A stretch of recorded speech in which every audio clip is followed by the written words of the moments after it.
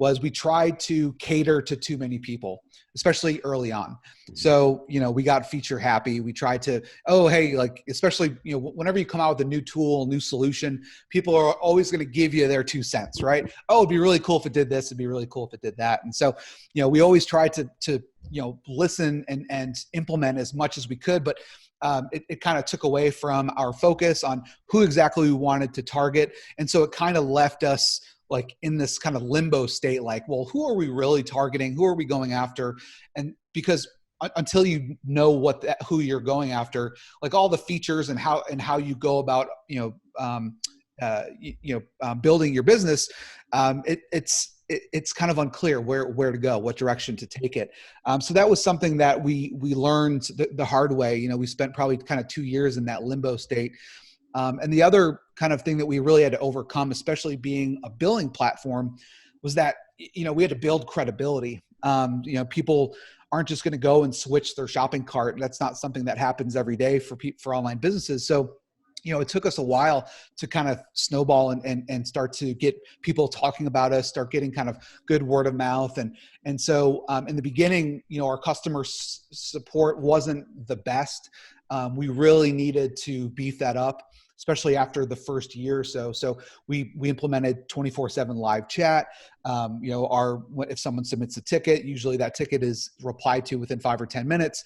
And so once we were able to do that and beef up the customer support, that's really when people were like, oh my God, you guys are great. And that's really when we started to get some word of mouth. And so it was a bit chaotic. I was in a house full of girls. I had three sisters, 2 stepsisters, 1 real sister. So it was, my mom's an Italian, so she loves to cook. So we always had big meals, full bellies, and just a lot of talking about girl stuff because I was the only boy. That's great. So did entrepreneurialism hit you early on? Were you the kid that had the lemonade stand or slinging candy at school or anything like that?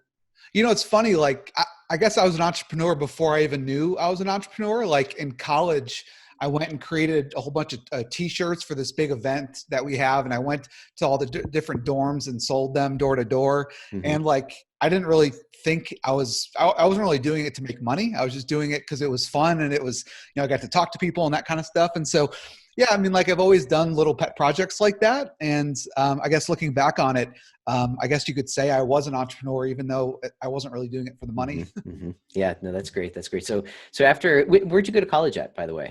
I went to Lemoyne College. It's a small private school in Syracuse, New York. Got it. Okay. And you've got the Buffalo fan back there. So, so all good. But, so talk a little bit about what happened after college. You graduated, and when did you, obviously you went through a number of different, we'll call it digital marketing type,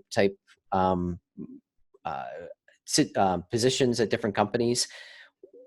What were you learning as you were kind of growing up through that or moving through those different positions? And then at what point did you say, you know what, I need to step out and do this on my own, or I need to start my own thing here? Yeah, well, I think the first thing that really helped me was, I kind of got like thrown into the mix. Like I walked in as a marketing assistant. That was my first quote unquote marketing job. I had a couple other jobs just to kind of pay the bills before that. But in my first marketing job or role, it was a technology company. And I walked in on the first day and my manager was like, hey, you're going to be managing our Google AdWords account. And we spend between $60,000 and $80,000 a month. So you got to know what you're doing. And so I was like, okay, well, I didn't really know how, like I had heard of Google AdWords and I knew kind of what a Google ad was, but I really didn't know how to manage them. So I went and bought the AdWords for Dummies book and started to read up as much as I could. I would, find blogs and just figured out how to structure campaigns, how to bid on, different keywords, how to target, that kind of stuff. And so that was really my first introduction to quote unquote, online marketing. And it was nice because I kind of just got thrown into the mix and I got to spend, my company's money, which was fun. So I got to kind of test and see what worked. And so that was really my first exposure to marketing online. And then that kind of just carried over into doing other things like search engine optimization, email marketing, social media. And after that first role, I actually found a marketing agency position. So I was working with an agency. We were helping small to medium-sized businesses. And that's really when I was able to kind of hone in on all the different types of internet marketing strategies, right? And so Mhm. I really loved search engine optimization, especially back a decade or 12 years ago. It was really easy to rank a website. So I could go and help a local business and get them to rank relatively quickly. And they were so happy, and it got them tons of leads. But obviously, fast forwarding to today, search engine optimization is much harder, and it requires a lot more work. And so I worked for two different marketing agencies. Actually, I moved down to Raleigh, North Carolina, where about 6 months after college, so had to get away from the snow. So it was nice because I kind of had in the trenches experience, just Mhm. trying to figure out how to rank websites, how to drive traffic, generate leads, and so that really built the foundation for what I do today. Yeah, and talk a little bit about what you do today, and then we'll kind of go back to some of those other things, because I'd like to extract a little bit some of your knowledge about SEO and different strategies that you can use today and that. But talk a little bit about what you do today. Yeah, so I'm the co-founder of PayKickstart. So we are a billing and affiliate management platform. So if you are selling a digital product or digital service, people will use our platform to accept payments, manage recurring revenue, manage affiliate partners, really just remove all of the technical hurdles that come with running a business online. Mhm. So we handle, taxes and coupon codes and your checkout experience and all that fun stuff.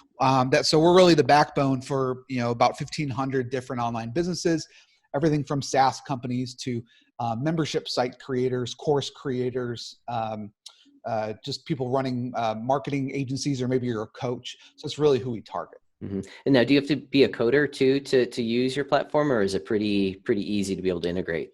Yeah, so you don't have to be, and that's like we remove those technical hurdles. So you don't have to be a coder, you don't have to be a designer. Everything is kind of push button easy. We do have an API for those companies that maybe do have a development team and they want to be able to do some custom integrations, custom development.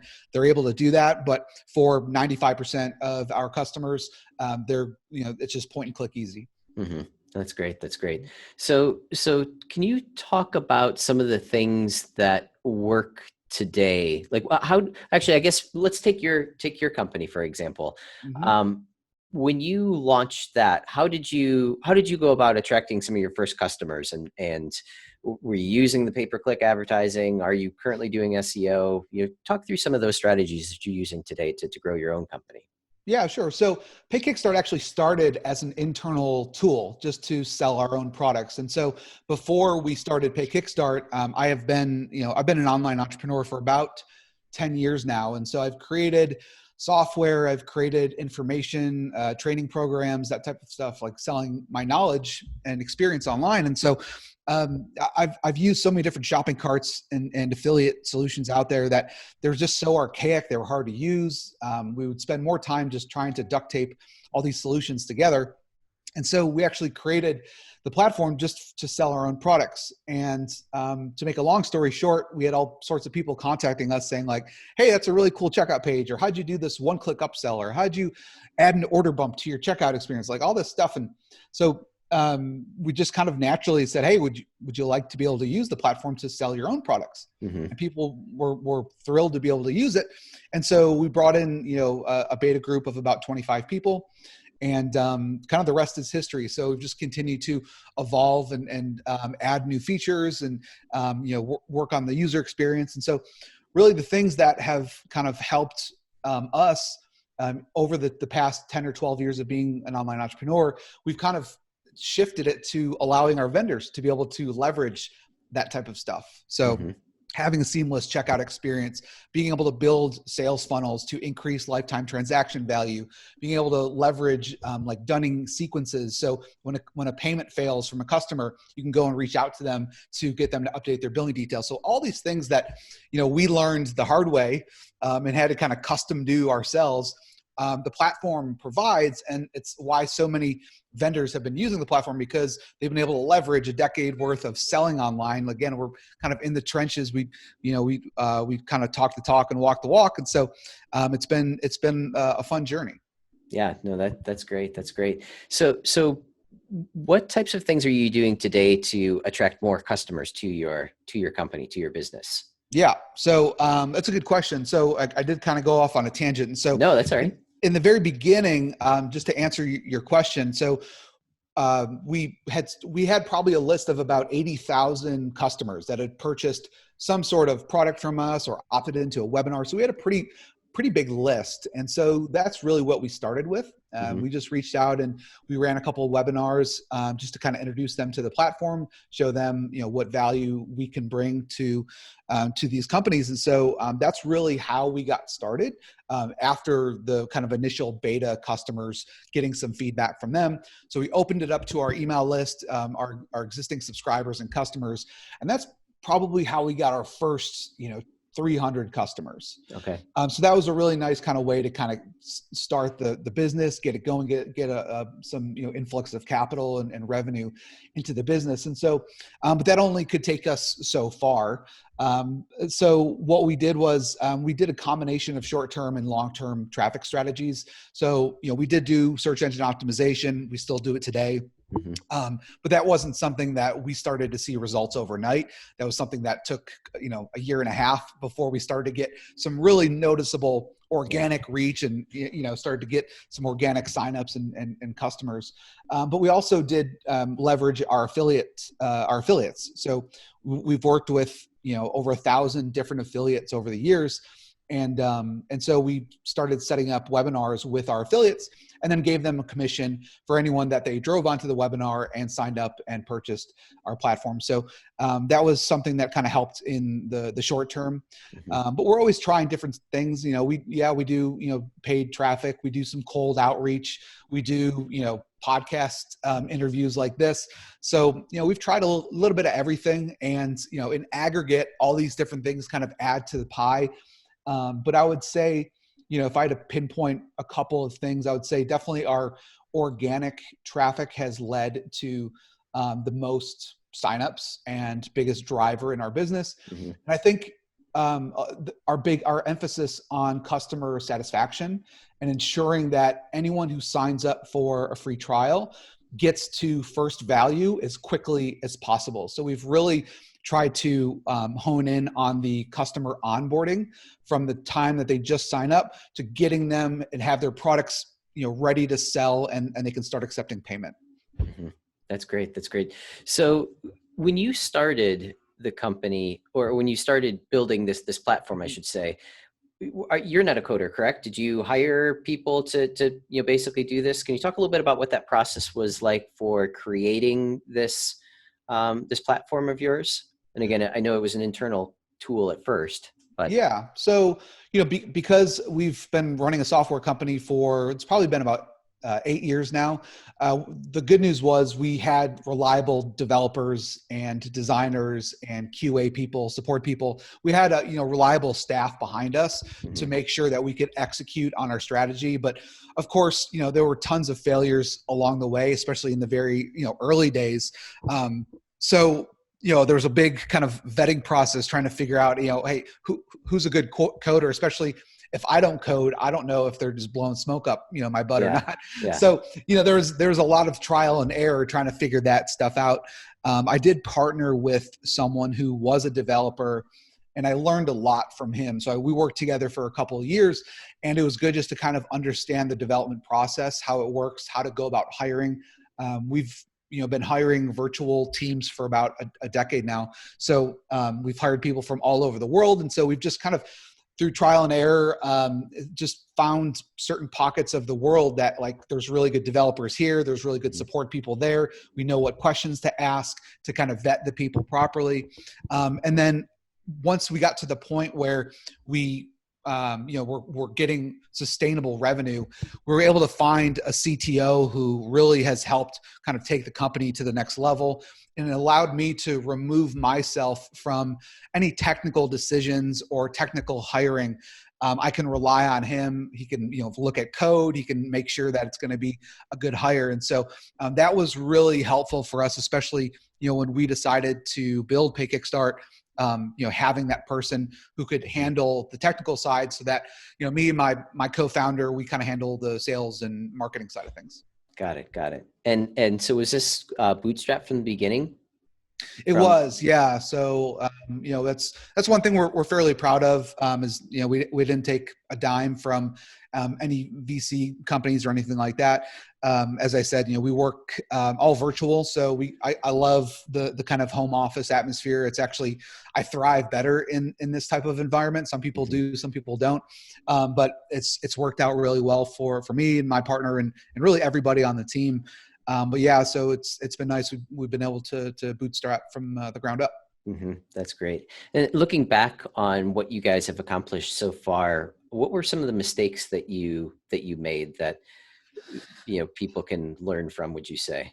Yeah, I mean, there's too many of them. I mean, I don't know how long you want to go, but it's like, so I would say some of the biggest ones were, especially with PayKickstart, was we tried to cater to too many people, especially early on. So, we got feature happy. We tried to, especially, whenever you come out with a new tool, new solution, people are always going to give you their 2 cents, right? Oh, it'd be really cool if it did this. It'd be really cool if it did that. And so, we always tried to listen and implement as much as we could, but it kind of took away from our focus on who exactly we wanted to target. And so it kind of left us like in this kind of limbo state, like, well, who are we really targeting? Who are we going after? And because until you know who you're going after, like all the features and how you go about, building your business, it's kind of unclear where to go, what direction to take it. So that was something that we learned the hard way. We spent probably kind of 2 years in that limbo state. And the other kind of thing that we really had to overcome, especially being a billing platform, was that, we had to build credibility. People aren't just going to go and switch their shopping cart. That's not something that happens every day for online businesses. So, it took us a while to kind of snowball and start to get people talking about us, start getting kind of good word of mouth. And so in the beginning, our customer support wasn't the best. We really needed to beef that up, especially after the first year or so. So we implemented 24/7 live chat. If someone submits a ticket, usually that ticket is replied to within 5 or 10 minutes. And so once we were able to do that and beef up the customer support, that's really when people were like, oh my God, you guys are great. And that's really when we started to get some word of mouth. Got it. And what are some of the, I guess, who is your target client that you are, focusing your product on right now? Yeah, so it's digital sellers. So if we get someone saying, "Hey, are you a replacement for Shopify?"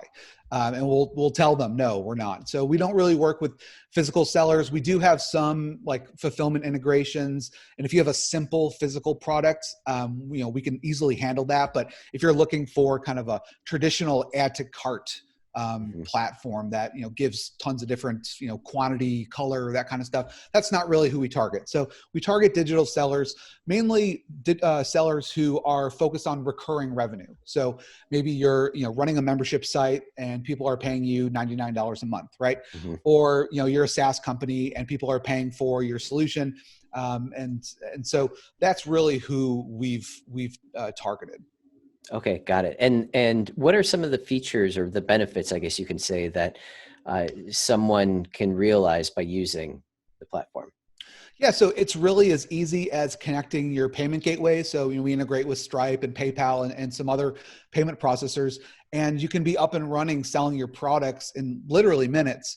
And so we handle, again, all the back end stuff that you don't have to worry about, right? You don't have to go and custom code how am I going to manage the subscription billing.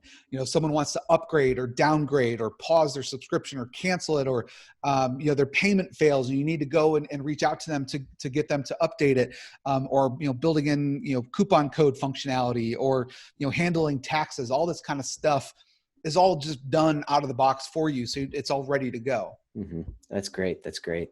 So if someone, like, for instance, even was creating a podcast and they wanted to build a membership site on the back end of that, is that something that you guys would be able to help with? Yeah, yeah, absolutely. So, I mean, it can be as easy as just using one of our checkout templates. We have lots of different templates, different options. You can embed a checkout form right on your page if you want to. You know, they purchase, that money goes directly into your Stripe account or PayPal account, and then we also have lots of native third-party integrations. So if you want to add them to your email autoresponder, you want to add them into a membership service, you want to automatically register them for a webinar. We have all these different integrations. So when the customer purchases, all these things kind of happen in the background. Mm-hmm. You could properly add them to your list, tag them appropriately for future customer communication. And it's just point and click easy to set that up. That's great. That's great. And is there like an email client with it too? Or would you integrate in with like a MailChimp or something like that? Yeah. So and that was, when you're asking kind of like what did you do wrong in the beginning? One thing that I think we did right was we decided not to spread ourselves too thin. So we've definitely seen companies that have tried to do everything, right? They try to be the all-in-one tool. What happens is you end up just being average at each of these different things. So, we decided, hey, we want to be the best at billing and affiliate management. That's it. And then we built all these integrations for these other tools that are great and people already use and love.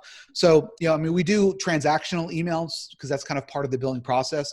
But when it comes to email marketing, we integrate with over a dozen different email solutions. So you just either as like just an API key, it takes you 2 seconds, and then you can add them to the list, tag them appropriately. And so you can tag them through the journey, right? If they purchased, you can tag them. If they refunded, you can tag them with a different tag. If they canceled, and so exactly where they are in the buying journey, and then you can appropriately send out autoresponders or messages to them. That's excellent. That's excellent. If people wanted to learn more about the product, where would you suggest that they go? Yeah, you can just go to PayKickstart.com. You can sign up for a free trial and test it out. As I mentioned, we do have 24/7 live chat. So if you want to just chat, ask a couple questions, just to see if the platform is right for your business, we'd be more than happy to answer those. Excellent. Well, I appreciate it, Mark. This has been great. I actually have been thinking about doing some of these things myself, so I may just reach out to you guys and be a new user here. So awesome. Well, yeah, we'd love to have you and happy to help. So yeah, no, that's great. I appreciate it. Thank you.